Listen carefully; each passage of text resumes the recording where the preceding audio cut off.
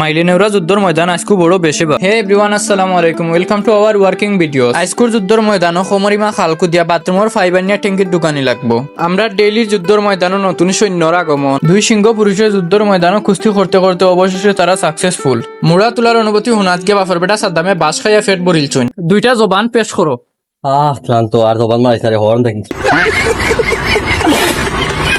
ও গাছর জোর দিজি তুমি কোনদিন খেউরির লোকে লাগিয়া তা হতে হইলে এখন বুঝিলাও আমি কিতা করবো। আতি খইবা আও আত খান দামে লাও তুমি তোরা দেওয়ান কিতা লইয়া বহুত কাম করছি, খালো সে দাসে দি করছি।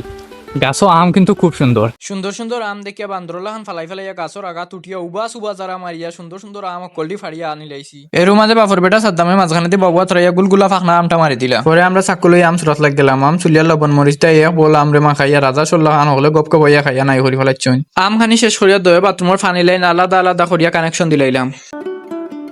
আমরা যুদ্ধের ময়দানে আমরা একলা যুদ্ধ করলাম না, আর একজন রাজায় তান সৈন্য লিয়া বাথরুমের ভিতরে লাগিয়েছেন যুদ্ধ। বাথরুমটা সুন্দর করতা করি টাইস লাগারা।